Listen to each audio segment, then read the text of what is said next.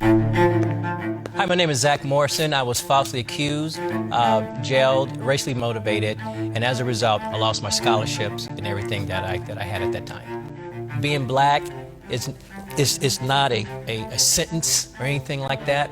Racism is not America's problem. Racism is a spiritual problem, has always been. I've been married 37 years. I have 3 kids. I grew up in an integrated neighborhood. I was in jail for 7 to 8 days. The clicking of guns, the cocking of guns to our head. I had one to my head, one to my back. And we was called all type of racial slurs and things like that. And next thing we knew, we were arrested, crowd gathered around. We were pushed around and just really dehumanized from that moment there. All the officers were involved were white. They cared less about us and more about their brotherhood. And from there, things just got bad. Things just got bad. At that point, my hatred, and I want you to understand this, my hatred for whites grew and grew and grew.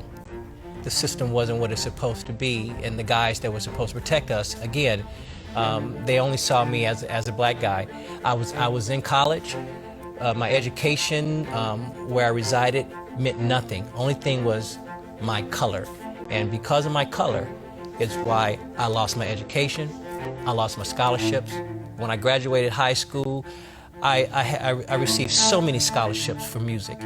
You know, they called me a prodigy. And with all of that being in jail, all of that just stripped and just went away.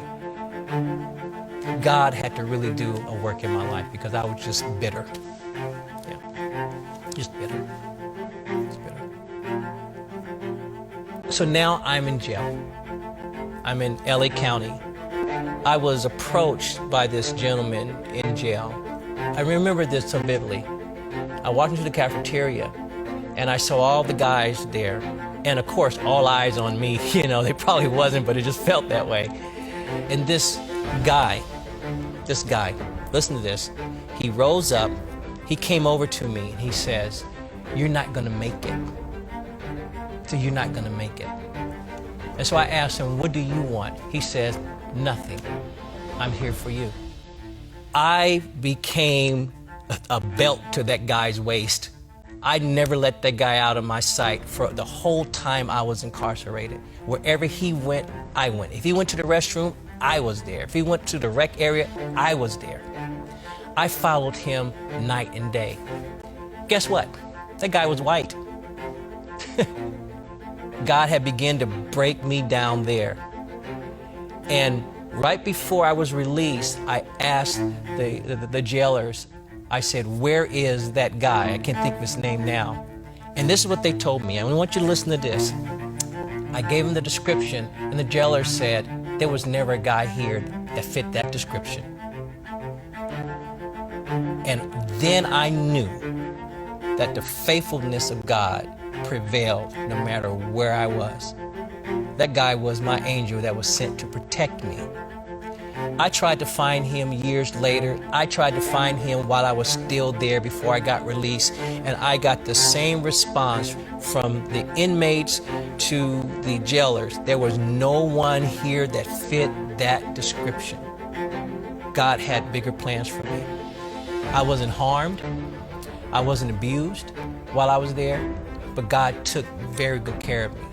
After my 7th day, I received notification that I was going to be released. And this was part of my anger because I felt that my dad should have got me out. He should have came and bailed me out. When I spoke with him, he said, "You just have a day left." And man, that was just tough.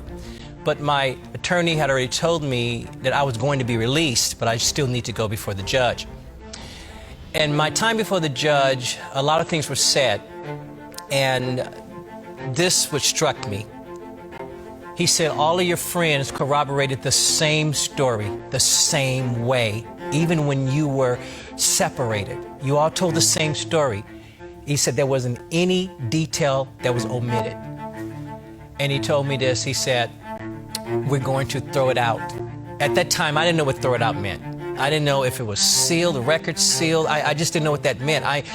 I'm still angry. I'm just trying to get back to Long Beach. Okay. My story of 41 years. I'm hoping that you can take this story, and if you know someone that's dealing with this, is dealing with the hatred and dealing with retaliation, tell my story.